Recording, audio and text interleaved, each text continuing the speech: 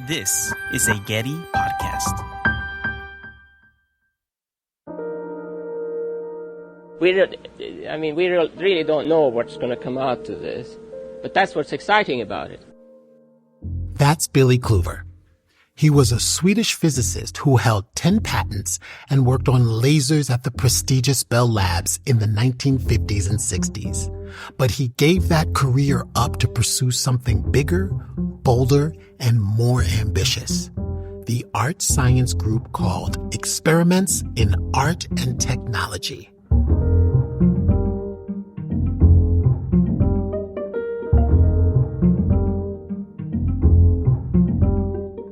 Welcome to Season 3 of Recording Artists, a Getty podcast dedicated to exploring the lives of artists through its archives.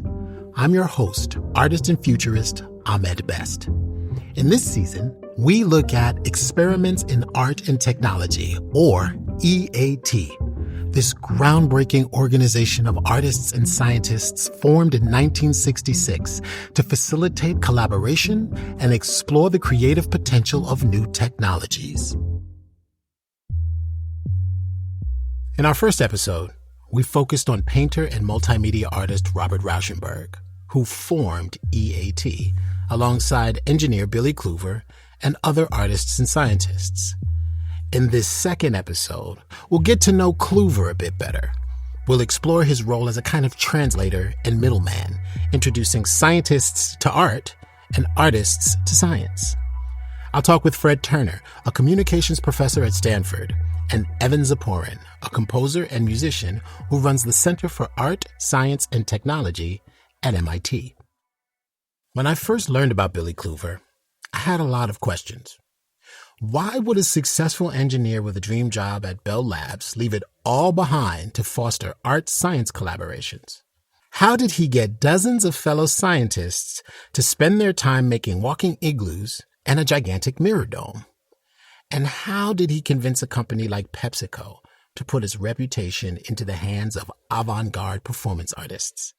This is a work that Klüver and Rauschenberg collaborated on together. I visited Getty curator Nancy Perloff at the Getty Research Institute archive to look at documents, diagrams, and photographs from E.A.T's early days. So that you again have this multimedia quality to it, or interdisciplinary quality to it, where you've got... She raised another interesting question about Billy Klüver.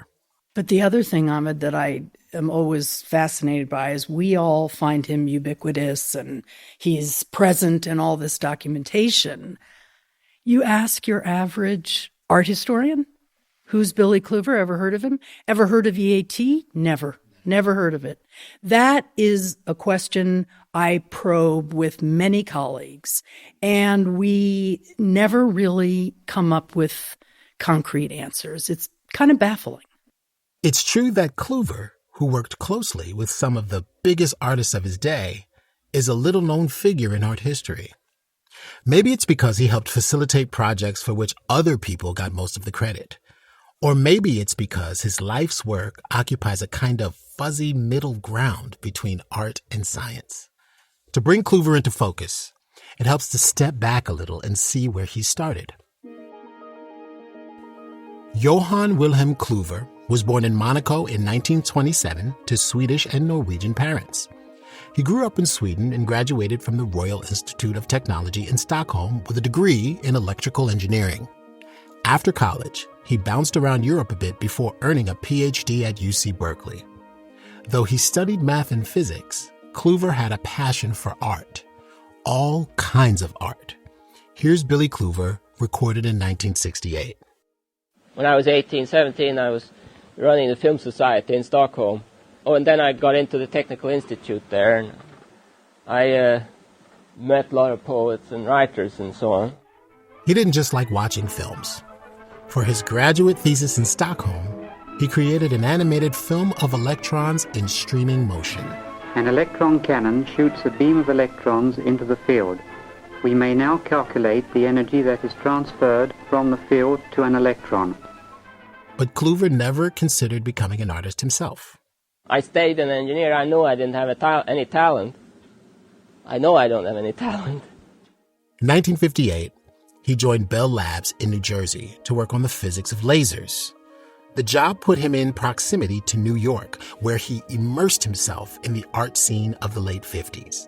He went to gallery openings and happenings, meeting artists and musicians like Klaus Oldenburg, John Cage, Robert Whitman, and Andy Warhol.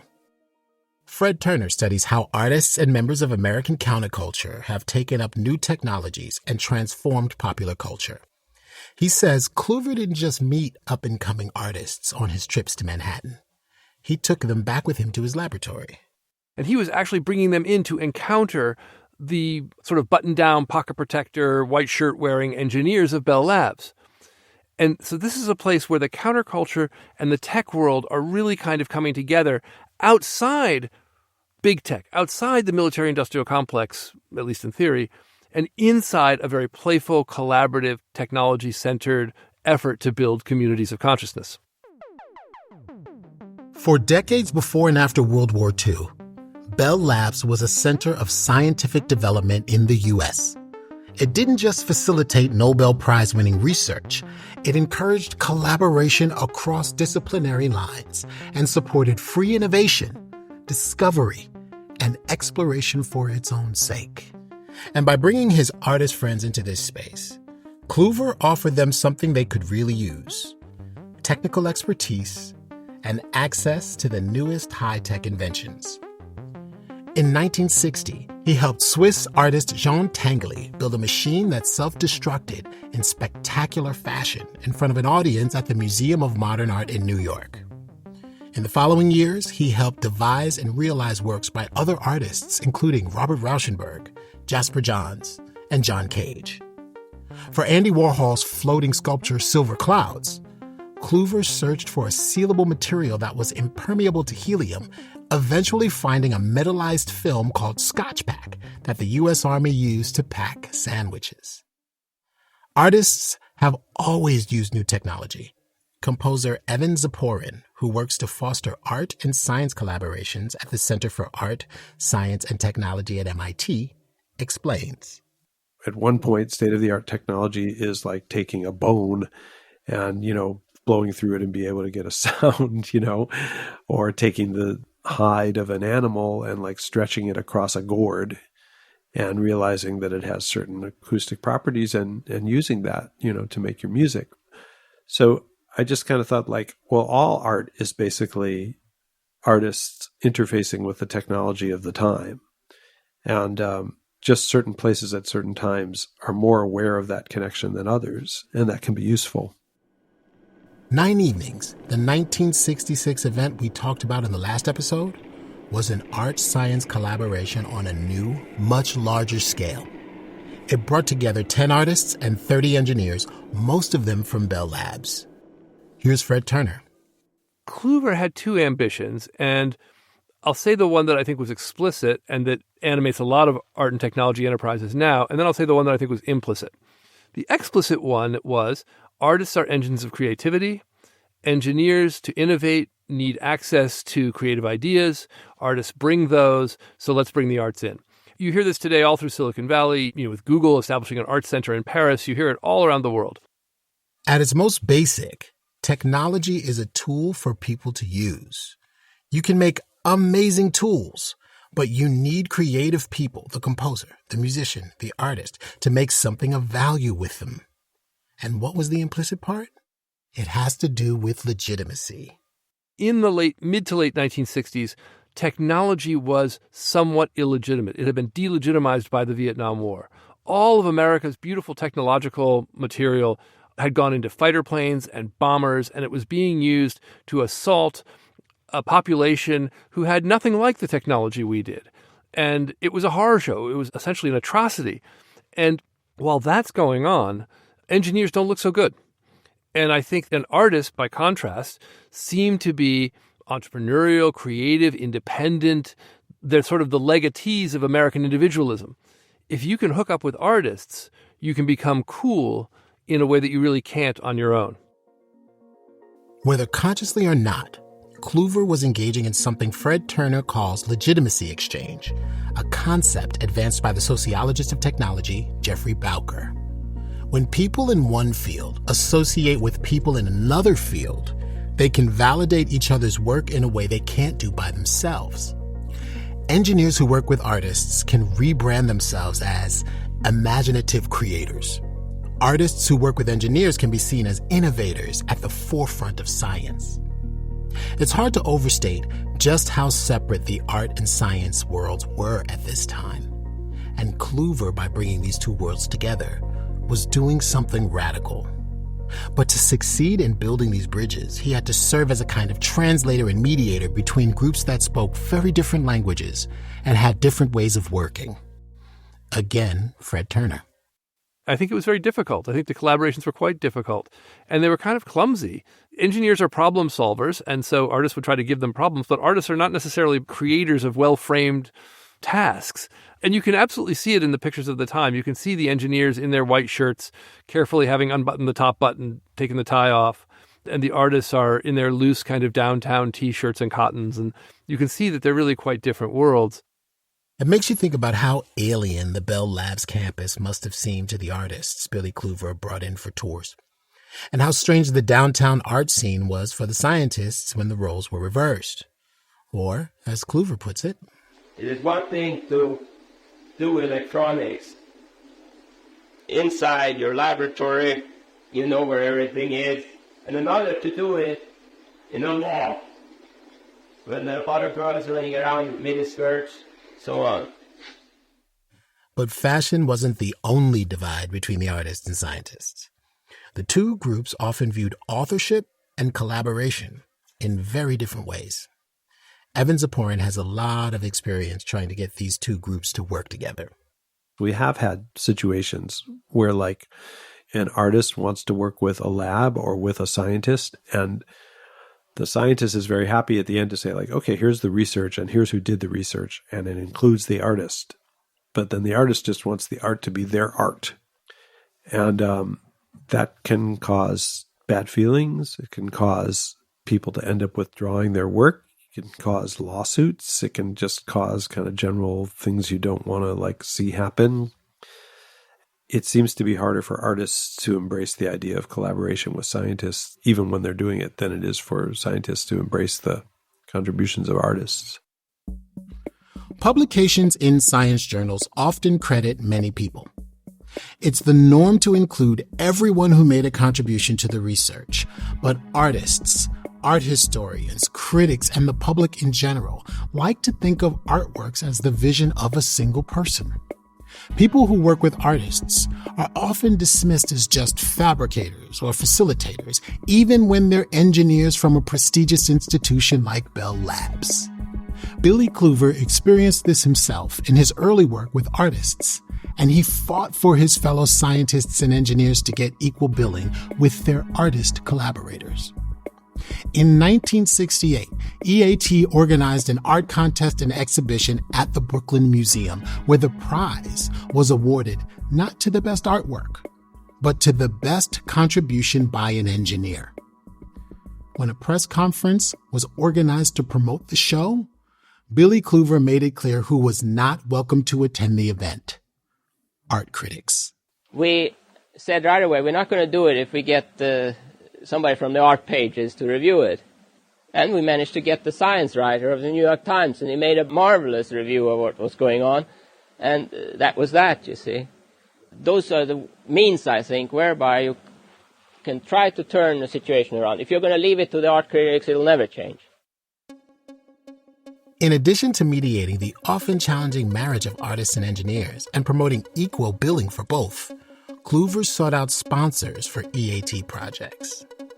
He told company executives that the artists would use their technology in creative, unexpected ways, opening avenues for new uses, new methods, and possibly new products. He pointed out that for engineers, escaping the lab to work with artists was stimulating, rewarding, and even fun. If these companies wanted to keep their employees happy, which also meant keeping them from leaving, this was one way to do it. And one of the suggestions from one of these presidents that liked our ideas was that this would in fact be a better idea than to build another golf course, to keep the employees in the company happy, so to speak.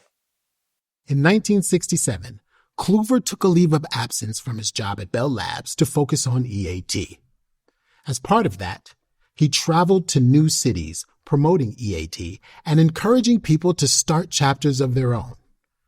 The presentations he gave on these tours are the source of most of our archival audio in this episode. Here he is in Toronto in March 1968. I've been doing this for about 5 months, I guess, more or less full time. I'm on a leave of absence from the Bell Labs right now, and I'll go back to the laser April 1st. But in fact, Klüver never did go back to his work with lasers at Bell Labs. Instead, he devoted himself fully to E.A.T., pursuing large new commissions for the group and developing a database that worked like a kind of international Match.com for artists, engineers, and corporations. That program was called Technical Services. It aimed to pair artists' projects with engineers who could make them a reality. Fred Turner. They charge corporations $1,000 a year, and corporations can invite, collaborate with, get to know artists and technologists. Artists and technologists can sign up as individuals and be registered there and be coordinated for projects. Art historian Michelle Kuo, from our last episode, says that at its peak, the group had 5,000 individual members. They would send in a form, and the form would say, what are you interested in? And you could check off, polymers, cybernetics, computer graphics, lasers. And then they would have engineers fill out the same form and say, engineers, what are you specializing in? What do you have knowledge of? Where do you live? In a 25-mile radius of this city or this city? Are you interested in one-on-one collaboration, or do you want to just provide technical information? The real aim was to just get people together and see what happened. Fairly soon after leaving Bell Labs, Klüver had his first big success in courting corporate sponsorship. E.A.T. was chosen to program PepsiCo's pavilion at the 1970 World Exposition in Osaka, Japan. They made a film to promote it. It is the first World Exposition to be held in Asia. Estimates project over 100 million visitors for the 6-month period. Expo 70 would showcase the most cutting-edge tech from across the globe. We're talking the first ever IMAX film, early cell phones, even a rock brought back from the moon by the Apollo 12 astronauts. Fred Turner. In 1968, the Pepsi-Cola company began preparing to participate in the Osaka Exposition, the World's Fair in Osaka, Japan in 1970. And they wanted to build their own pavilion, and they wanted it to be the coolest thing out there. And they wanted to demonstrate that they were deeply in touch with the youth movements in the United States. And so a guy named David Thomas, who was a Pepsi executive, started reaching out to folks in the New York art world downtown to try to find folks who could help him design such a thing. And Experiments in Art and Technology, led by Klüver, won the contract. As big a leap as 9 Evenings was from Klüver's one-on-one collaborations with artists, the Pepsi project was just as big a leap from 9 Evenings. It brought together over 20 artists and 50 engineers, as well as dozens of corporate and institutional partners, from university research departments to the U.S. Marine Corps to MGM Studios. As well as scores of workmen strained to meet the March 15 deadline set for the opening. The process of designing the pavilion and its programming took place over 18 months and cost more than $1 million in 1970s dollars. It was deeply collaborative, but also tense. Getting all these groups on the same page while developing and modifying new technologies was a huge challenge. Both artists and engineers had to continually adapt, revising their ideas and designs based on real-world limitations. The end result, though, was an environment that fully engaged the senses. To create a perpetual cloud over the dome, engineer Tom Mee collaborated with sculptress Fujiko Nakaya to fashion the world's largest man-made fog system. As a visitor to the Pepsi Pavilion, you approached a large white geodesic dome, which was intermittently obscured by a shroud of artificial fog that moved with the breeze. At times, it almost completely hid the building. Artist Fujiko Nakaya, who was also the group's on-the-ground coordinator in Japan, developed the fog effect with the help of American physicist Thomas Mee. We'll talk more about Nakaya in our third and final episode.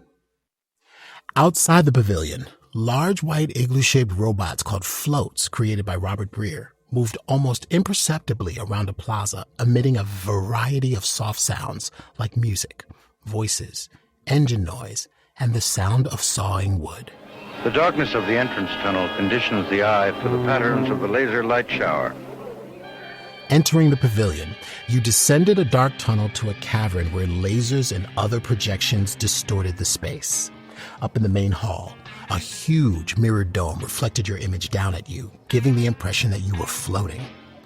The floor underfoot was made up of 12 different textured sections, including gravel, wood, carpet, and astroturf. As you walked over them, you heard different sounds through a translucent handset that you were given upon entry. When you walked on grass, for example, you heard bird noises and lawnmowers. When you walked on asphalt, you heard city noises. The small handsets are given to augment the audio system with localized sound effects. Sound waves behave essentially the same as light. The visitor is virtually inside a mirror of sound. As immersive experiences in 1968 went, this was totally far out.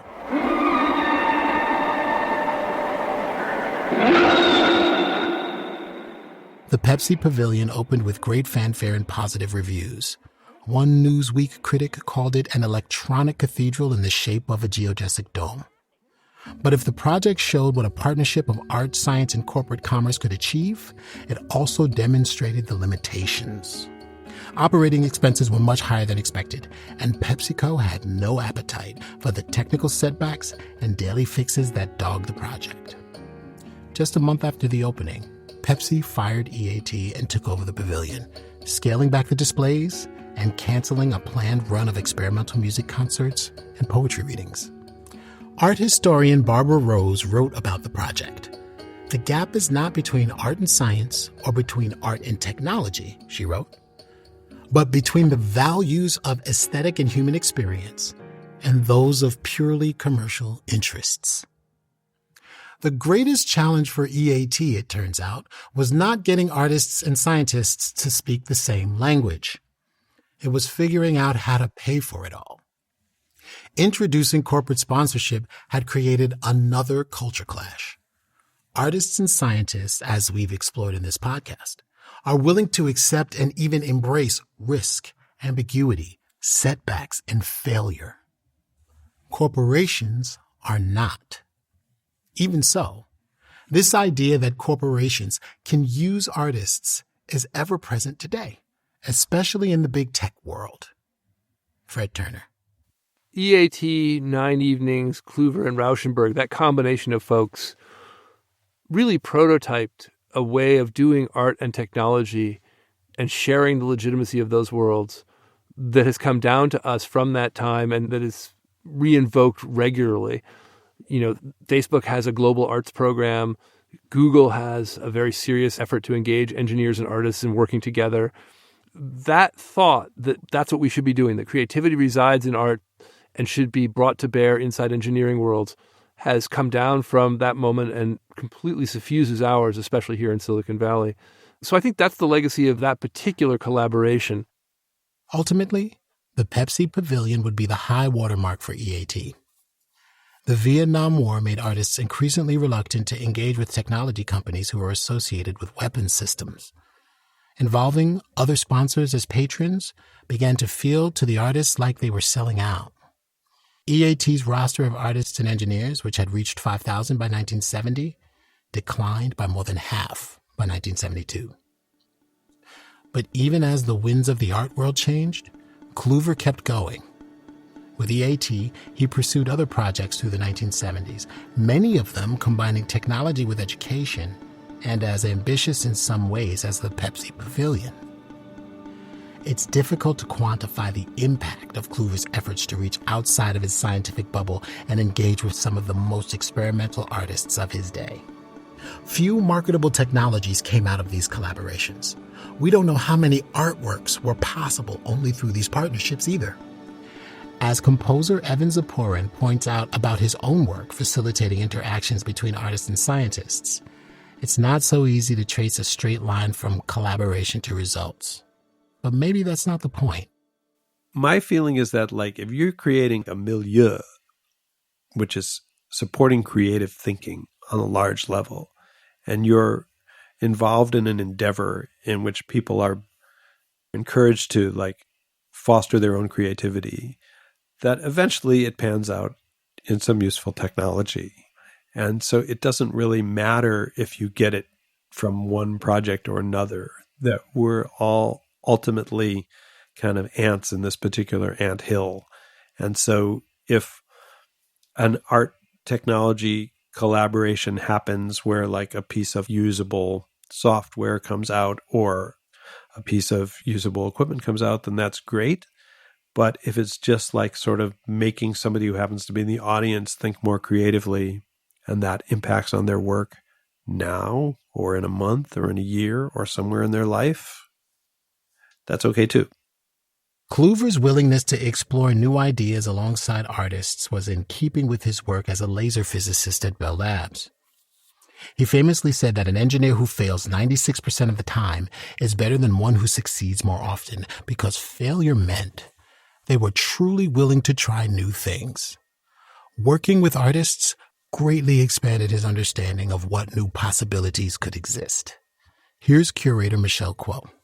What I find fascinating, this idea of a set of experiments that are not meant to work in the ways that we think that they would. And so that sense of quote unquote failure is really about a nonlinear idea of process and progress. You're not going to get at the end of this, wow, suddenly we invented the personal computer.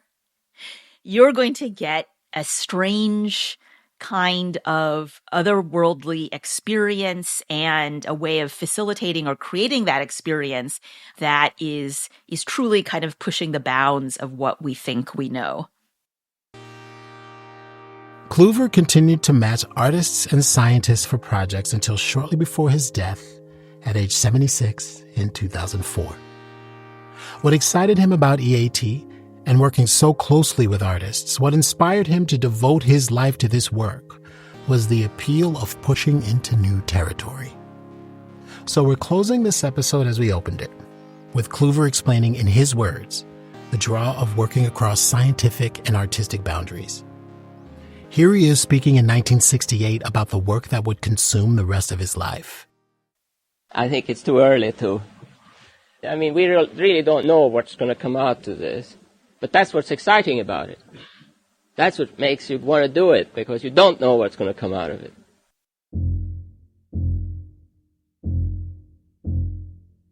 In our third and final episode, we'll examine the legacy of experiments in art and technology from the 1960s to Silicon Valley. And we'll look closely at Fujiko Nakaya, an E.A.T. member who participated in 9 Evenings and the Pepsi Pavilion, and who has continued to combine art and science to innovative effect throughout her career. I want people to become more sensitive or sensitize people so that nature can reveal itself. That's on the next episode of Recording Artists.